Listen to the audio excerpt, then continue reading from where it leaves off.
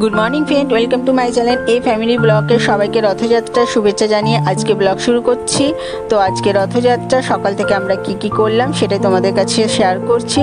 তো রথযাত্রার দিন আমরা সকালবেলা ঘুম থেকে উঠে রথ সাজানো থেকে শুরু করে কোথায় কোথায় ঘুরলাম সেই সবও তোমাদের কাছে শেয়ার করব। তো কেউ পুরো ভিডিওটা তোমরা দেখো, কেউ স্কিপ করে যেও না। আর আমাদের চ্যানেলটা যদি এখনো তোমরা কেউ সাবস্ক্রাইব করে না থাকো প্লিজ সাবস্ক্রাইব করে দিও। আর আমার চ্যানেলটা অবশ্যই তোমরা ফলো করো প্লিজ। আর ভালো লাগলে অবশ্যই লাইক আর কমেন্টে জানাবে। তো চলো দেখো তোমাদের সাথে যেটা আমরা শেয়ার করলাম সেটা পুরোটা দেখতে থাকো। দেখো সকাল সকাল ঘুম থেকে উঠে দুই ভাই বোনে বসে পড়েছে ড্রয়িং করতে, রথযাত্রার ড্রয়িং করতে বসে পড়েছে। ওরা তো ড্রয়িং করতে ভালোবাসে তোমরা জানো। তো একজন উঠে চলে গেছে, আজকে মুড লাগছে না, ভালো লাগছে না, ও এখন রথ সাজাবে কখন সেটা নিয়েই ব্যস্ত ছেলে। তো মেয়ে বসে বসে ড্রয়িং করছে। দেখো ড্রয়িংটা তোমরা দেখে রাখো, পরে তোমাদের ড্রয়িংটার সাথে ওদের বাস্তবের মিলটা তোমাদের পরে বলছি। দেখো একটু ভালো করে ড্রয়িংটা।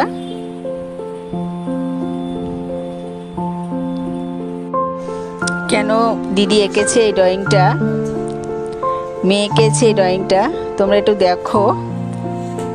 তো ড্রয়িং শেষ, পরে বেড়াতে আমরা খাওয়া দাওয়া কমপ্লিট করে তারপরে দুপুরবেলা বসে বসে তিনজনে মিলে আমরা রথ সাজালাম। ওর বাবা ফুলের মালা টালা কিনে নিয়ে এসছে বাজার থেকে। তো ফুলের মালা দিয়ে তো সাজাবো, তার আগে মাথায় এসছে কি দিয়ে কি করব, পুরো রথটা তো ফাঁকা ফাঁকা লাগছে। তো কটা গাছের ডাল, পাতাবাহার গাছের ডাল ভেঙে নিয়ে চলে আসলাম, এটা দিয়ে আমি সাজাবো আজকে রথ।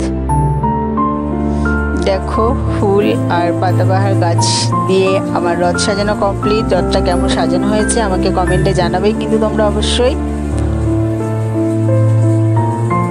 দেখো ওপরেও পুরীর জগন্নাথ বসে পড়েছে আর গোপালও বসেছে।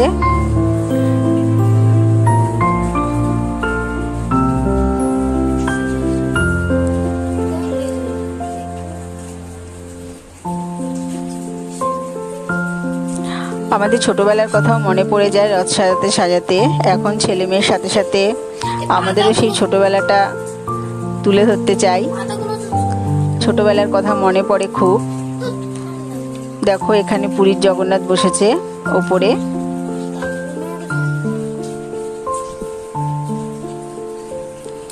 জগন্নাথকে রথ সাজাবার জন্য সকাল থেকে খুব ব্যস্ত হয়ে পড়েছিল।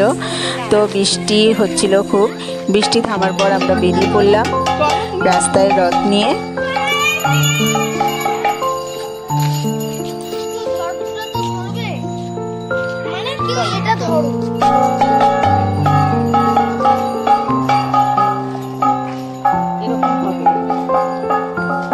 দেখো এবার আঁকাটার সাথে তোমরা কি মিল খুঁজে পেয়েছো? দেখো এবার রথের দড়িটা টানছে ছেলে, কাশিটা দিয়েছে মেয়ের হাতে। এটাই মেয়ে এঁকেছে যে মা আমি তো রথের দড়ি টানতে পারবো না, ভাই টানবে, আমাকে কাশিটা বাজাতে দেবে। আগে তাহলে সেই আঁকাটা তুই আঁক আজকে, সেটাই ও এঁকেছে। এবার বুঝতে পেরেছো?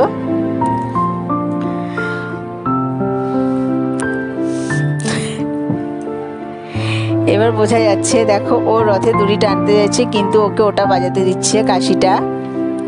ও সেই আঁকাটাই এঁকেছে। মেয়ে খুব অ্যাডজাস্ট করে ভাইয়ের সাথে, ভাইকে খুব ভালোবাসে।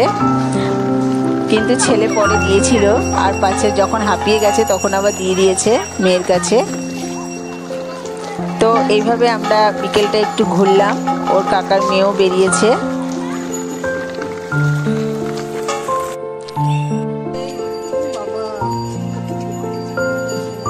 এখানে আরেকটা রথে রাস্তায় বেরিয়েছিল, এই রথে তিনটে গোপালও বসেছে, সেই ছবিটাও আমি একটু তুলে ধরেছি তোমাদের কাছে। দেখো তিনটে গোপাল খুব সুন্দর, কত সুন্দর লাগছে দেখতে। পাড়ার একটা দিদি তিনটে গোপাল নিয়ে রথে নিয়ে ঘুরতে বেরিয়েছে। তারপর দেখো সন্ধ্যাবেলা আমরা যাচ্ছি, ওরা যেহেতু স্যাটারডে ওরা যাবে এখন মামা বাড়ি দিয়া বাড়িতে, তো রথ নিয়ে যাবে বায়না। তো রথের দিন সোজা নিয়ে চলে গেলাম আমার বাপের বাড়িতে রথ, ওখান থেকে উল্টো রথের দিন আমরা আবার নিয়ে চলে আসব। তারপর রথ রেখে আমরা চলে গেলাম রথের মেলায়। আর রথ চালাবো, রথের মেলায় যাব না সেটা তো হতেই পারে না। তো সোজা চলে গেলাম রথের মেলাতে।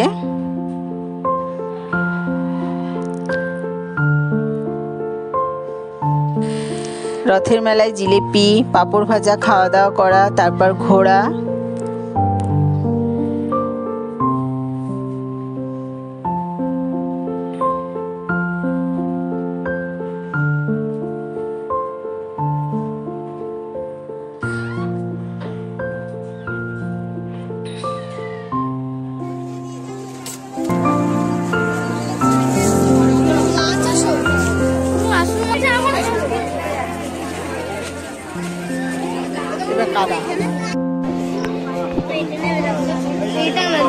রথের মেলায় যাব, জিলিপি খাবো না বা পাঁপড় খাবো না সেটা তো হতেই পারে না। তো পাঁপড় জিলিপি খাওয়া হলো, কেনাও হলো।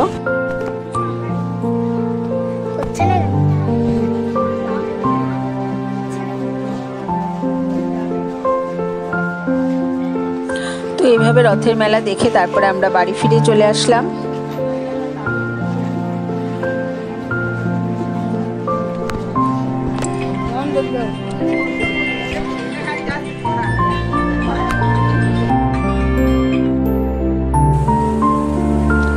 তারপর চলো সোজা চলে যাচ্ছি এবার উল্টো রথেও কি করলাম তোমাদের সাথে সেটাও শেয়ার করছি। তো উল্টো রথের দিন সকালবেলা আমি স্কুলে দিয়ে আমি চলে গেছিলাম বাপের বাড়িতে, ওখানে রথ ছিল, ওখানে গিয়ে আবারও রথটা সাজিয়ে নিয়েছি। তো দেখো উল্টো রথের রথটা কেমন সাজানো হয়েছে সেটাও তোমরা কিন্তু কমেন্টে জানাবে।